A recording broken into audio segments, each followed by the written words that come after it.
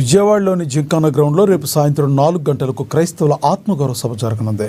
దళిత క్రైస్తవులను ఎస్సీలుగా గుర్తించాలంటూ నిర్వహించే దళిత క్రైస్తవుల ఆత్మగౌరవ సభను విజయవంతం చేయాలని సిటీ ఫాస్టర్స్ ఫెలోషిప్ అధ్యక్షులు బేరపోగు యోహాను, నగరంలోని ఇజ్రాయిల్పేట కమిటీ అధ్యక్షులు మోజేష్ పిలుపునిచ్చారు.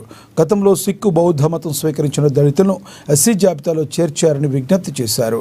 క్రైస్తవులపై జరుగుతున్న దాడులను అరికట్టి దళితులను రక్షణ కల్పించాలని దళిత క్రిస్టియన్ రైట్స్ అధ్యక్షులు వరప్రసాదరావు డిమాండ్ చేశారు.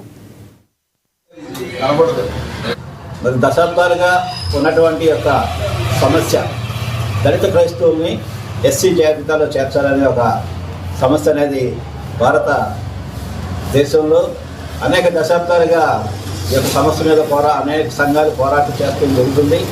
అయినా సరే మరి ప్రభుత్వాలు ఎన్ని మారినా సరే వీటి మీద అలాంటి పరిష్కార దిశగా ప్రయత్నం చేయట్లేదు. అది దానిలో భాగంగా రేపు 30వ తారీఖు అంటే ఈ నెల 30వ తారీఖు అనగా రేపు సోమవారం సాయంత్రం 4 గంటలకు విజయవాడ జింకానా గ్రౌండ్స్లో మరి దళిత క్రైస్తవుల ఆత్మ గౌరవ సభ అని చెప్పి సమావేశం ఏర్పాటు చేయడం జరిగింది.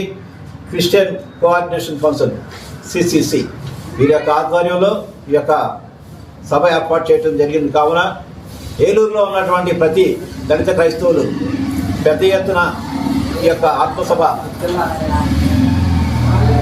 సభలో పాల్గొని మరి యొక్క సభని జయప్రదం చేయవలసిందిగా మరి ముఖ్యంగా ఇజ్రాయిల్పేట అభివృద్ధి సంఘం తరఫున అందరినీ కూడా ఆహ్వానించడం జరిగింది.